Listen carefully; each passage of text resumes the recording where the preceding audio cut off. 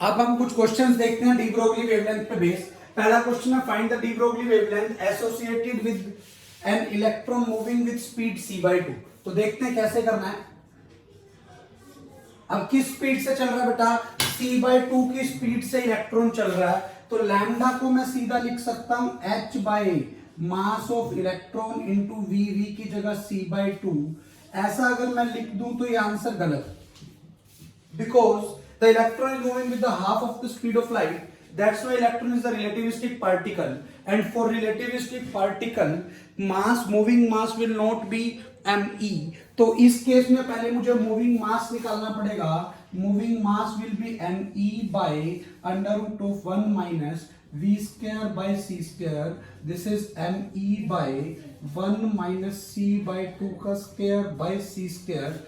This is mass of electron by 1 minus 1 by 4 3 by 4। तो ये आ गया 2 by root 3 m, 2 by root 3 me। This is the moving mass. अब अगर मैं लैम्डा निकालूं तो अब मैं लिखूंगा h बाई एम वी की जगह बेटा c/2। तो ये हो गया h बाई m की जगह रखना 2 बाई रूट 3 me, v की जगह रखना c/2, 2 से 2 कैंसिल। तो ये आ गया root 3h by MEC is the answer of your first part. First part में मैंने ऐसा रूल इसलिए लगाया है क्योंकि जो इलेक्ट्रॉन मूव कर रहा है वो लाइट की स्पीड से हाफ स्पीड से चल रहा है, और जब वो लाइट की स्पीड के हाफ स्पीड से चल रहा है तो इसका मतलब ये है कि वो रिलेटिविस्टिक पार्टिकल है, और रिलेटिविस्टिक पार्टिकल के लिए हमें ऐसे देखना पड़ता है। Solution 2, find the ratio of D Broglie wavelength associated with proton and alpha particle. सबसे पहले प्रोटॉन के बारे में पता होना चाहिए। प्रोटॉन पे चार्ज E होगा, मास mp होगा। अल्फा पार्टिकल की बात करूं, अल्फा पार्टिकल पे चार्ज 2e होगा, मास 4mp होगा। अल्फा पार्टिकल पे चार्ज 2e होगा और मास 4mp होगा, ये आपको ध्यान रखना। अब यहां से उसने कहा प्रोटॉन और अल्फा पार्टिकल की डी ब्रोगली वेवलेंथ की रेशियो निकालनी। समझ में आ गया मैंने क्या कहा है? इसके लिए आपको फॉर्मूला ध्यान रखना पड़ेगा, lambda is equal to h by mv is equal to h by p is equal to h by root 2m ek and is equal to h by root 2m qb। ये चार फॉर्मूले आपको ध्यान होने चाहिए।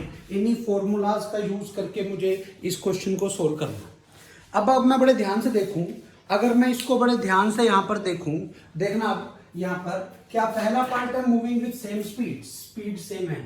तो अगर फर्स्ट पार्ट की बात करूं, de Broglie wavelength is inversely proportional to mass, तो lambda proton by lambda alpha is equal to mass of alpha particle by mass of proton, inversely proportional to mass. Alpha particle का mass 4 time mass of proton है, तो first part का answer is 4:1। This is the answer of your first part. Second part की बात करूं, this is 1/1, ये आपका second part, because momentum same है, मोमेंटम सेम एच सेम, तो ऐसा आ गया। थर्ड पार्ट की बात करूं, नहीं सेकेंड पार्ट नहीं है, ये सेम मोमेंटम थर्ड पार्ट है बेटा। सेकेंड पार्ट की बात करूं with same kinetic energy, kinetic energy same है, तो बेटा lambda is inversely proportional to root m for same kinetic energy. तो यहां से आ गया lambda proton by lambda alpha, same kinetic energy का मतलब है root m alpha by root mp, which can be written as 2:1। This is the answer of your second part. ये आपके सेकेंड पार्ट का आंसर आ गया। सेम काइनेटिक एनर्जी के लिए आपको ये कंसेप्ट लगाना है। उसके बाद नेक्स्ट पार्ट की अगर बात करूं, नेक्स्ट पार्ट में accelerated from rest through the same potential difference, same potential difference. अब पोटेंशियल डिफरेंस सेम है, तो lambda is inversely proportional to root m cube for same potential difference,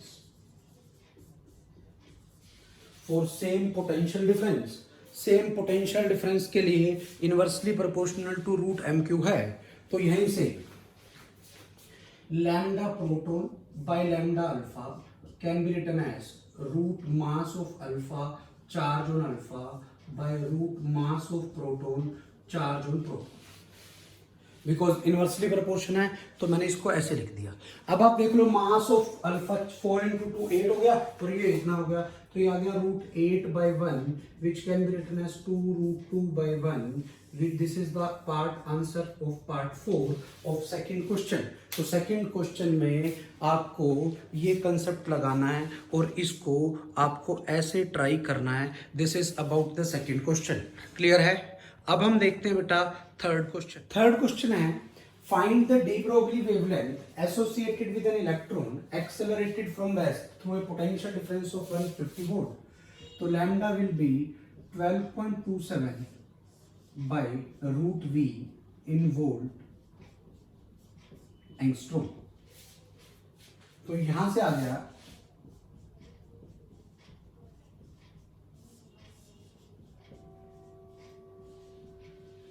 150 का रूट इज अप्रोक्सीमेटली दिस, तो ये हो गया बेटा 1 एंगस्ट्रोम।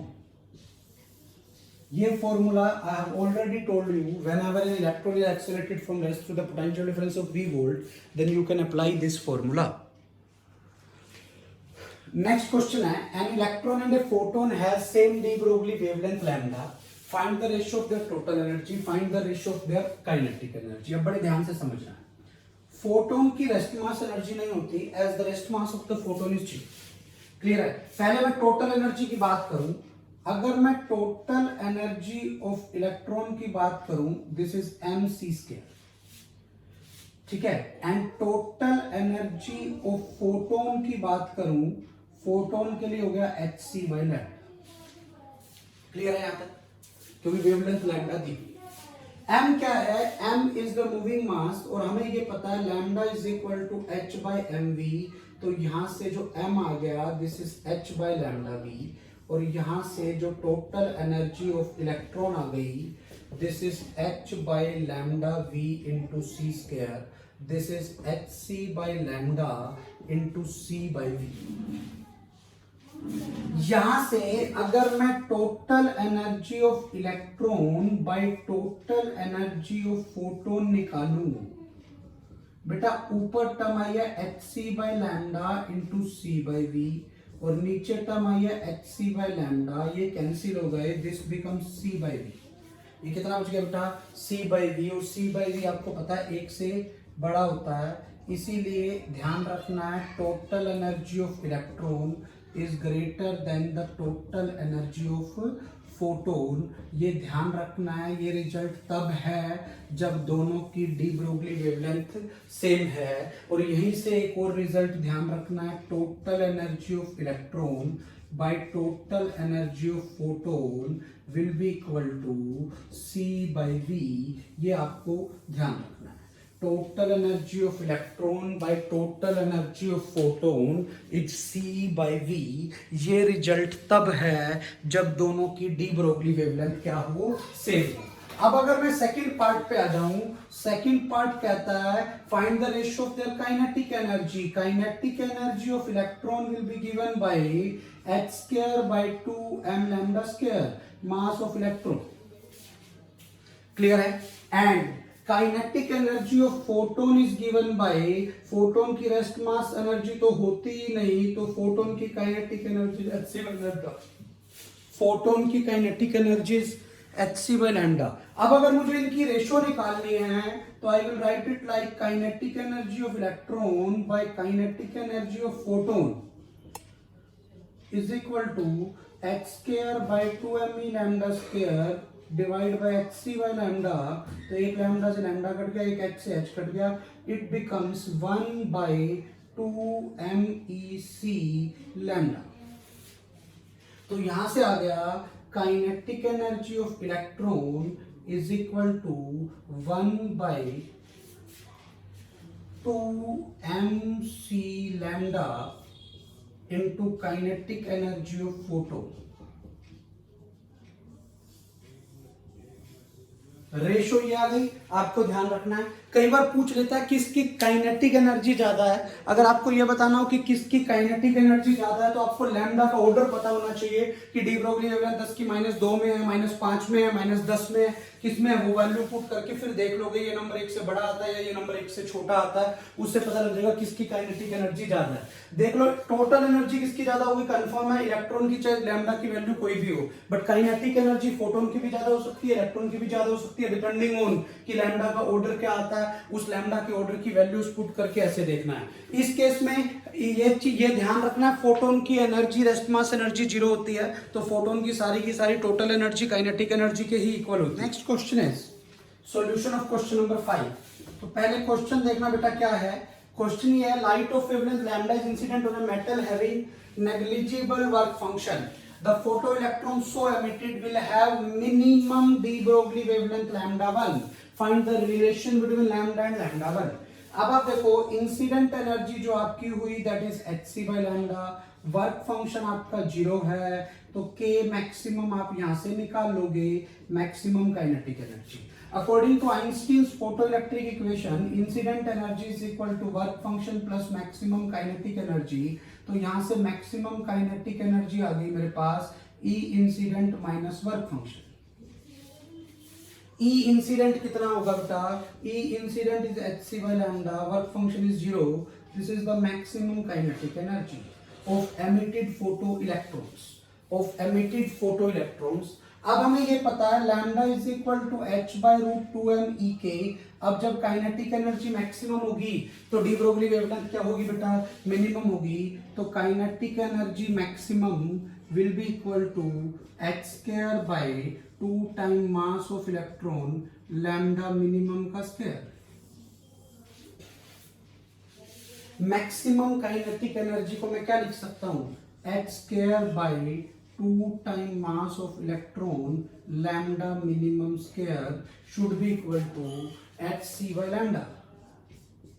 एक h से h कैंसिल, क्लियर है। और लैम्डा मिनिमम कितना दिया हुआ है, de Broglie wavelength, de Broglie wavelength minimum, D Broglie wavelength is lambda 1।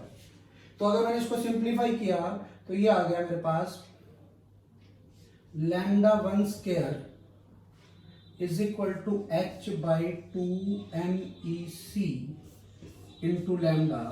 this is your result, this is the relation between lambda 1 and lambda। आप इस वे में lambda और lambda 1 में रिलेशन निकाल सकते हो। this is the solution of question number 5। next is solution of question number 6। a nucleus at rest breaks into two fragments of unequal masses in ratio 2:3। find the ratio of de Broglie wavelength associated with both the fragments। बेटा अगर कोई भी चीज अपने आप break हो जाती है तो मोमेंटम कंजर्व रहेगा। मोमेंटम क्या रहता है बेटा, कांस्टेंट रहता है, मतलब P initial will be equal to P final. अब इनिशियली मोमेंटम 0 था तो दोनों फ्रेगमेंट का मोमेंटम का सम भी 0 होना चाहिए, तो यहां से रिजल्ट आ गया P1 is equal to minus P2। यहां से ये पता लग गया both the fragments will move in opposite direction, will move in opposite directions with same momentum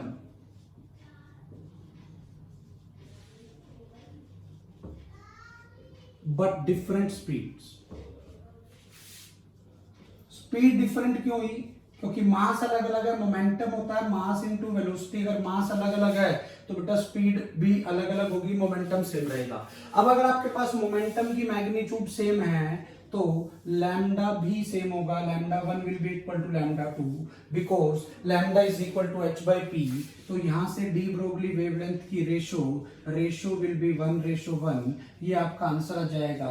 बहुत इंपॉर्टेंट क्वेश्चन है। क्वेश्चन क्या कहता है कि जब भी कोई न्यूक्लियस रेस्ट पे हो और कुछ फ्रेगमेंट्स दो फ्रेगमेंट में टूट जाए, चाहे मास इक्वल हो चाहे अनइक्वल हो, रेस्ट वाली न्यूक्लियस, तो दोनों फ्रेगमेंट से एसोसिएटेड डी ब्रोगली वेवलेंथ की रेशो 1:1 होगी। एम्स 2018 में आया हुआ क्वेश्चन है, an electron moving with speed v1 has wavelength lambda 1 and another electron moving with speed v2 has wavelength lambda 2।